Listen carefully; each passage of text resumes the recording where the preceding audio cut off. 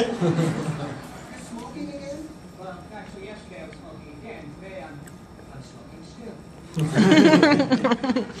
Again after chewing all that quitting gum. I'm telling you, this is just like my parents' divorce, which is when I started smoking in the first place. Aren't you done?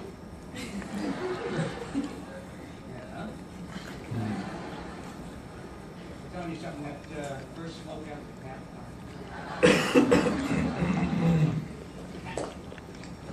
So today I'm going to be speaking to you about smoking. According to the Centers for Disease Control and Prevention, in the article Current Cigarette Smoking Among Adults in the U.S. 2005 and 2013, 18 out of every 100 U.S. adults are smoking or are currently smoking, which translates to about 42.1 million smokers in the United States. I am in the respiratory care program. I've been in there for 1.5 years, so I deal with a lot of smokers in the hospital, as well as doing tests in order to, like performing lung function to see if smoking has destroyed their lungs' function or capacity. And I also work for a pulmonologist. I've been working for him for 7 years. So today I'm going to talk to you about individuals who smoke cigarettes, why they start smoking, and the pros and cons of smoking. So first I'm going to talk to you about why people start smoking. Why would they start smoking? Next I want to talk about the various hazards of smoking. Not just health hazards, but all different types of hazards. And then next I want to speak to you about the benefits, like economic benefits or employment benefits of smoking, or the tobacco industry has brought. So why do people start smoking? There are many different reasons that people initially start. It could be from influence from friends or peers, peer pressure, or influence on parents. It's considered normal when you see your parents smoking. Another thing could be media influence. We see people on the TV or internet smoking, and they make it glamorous or stylish or cool. Another, self-medication. People who are stressed, have anxiety, or tension, anything like that, people will start smoking in order to relieve those things. And another thing is weight loss. Smoking is appetite suppressant, so people usually use this for weight loss. So now that I've told you about some of the reasons why people start smoking, I want to next talk to you about the various hazards associated with smoking. There are thousands of chemicals in cigarettes.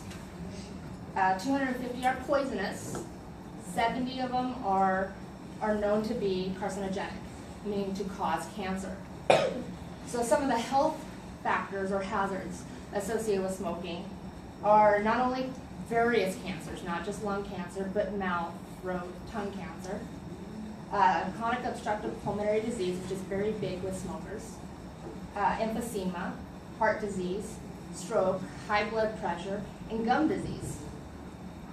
Not only health hazards are associated with cigarette smoking.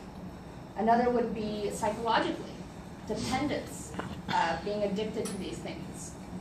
Sometimes smoking affects your appearance, so people lose self-esteem that way. You know, yellow teeth or wrinkling. And environmental-wise, this is an environmental hazard. It pollutes the air, water, land, soil. People flick out cigarettes and start fires. So it's another hazard that is associated with cigarette smoking. So now that I told you about the hazards, I want to next tell you about the economic and employment benefits of smoking, or the tobacco industry has made. So according to, economic stimulation. According to the American Lung Association in the Article 50 states get an F in tobacco prevention, published in 2011, 1 pack of cigarettes costs $5.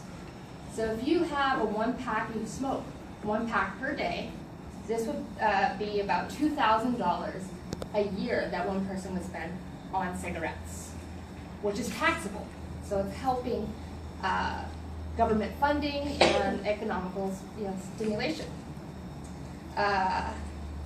Employment benefits.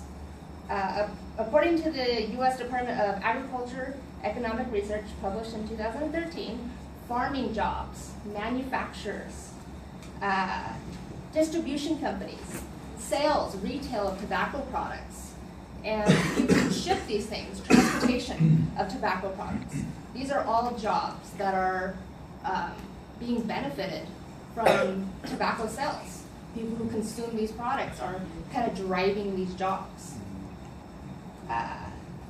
So today I spoke to you about smoking, the various hazards associated with them, why people start smoking, and some of the benefits that, indirect benefits that would come from smoking.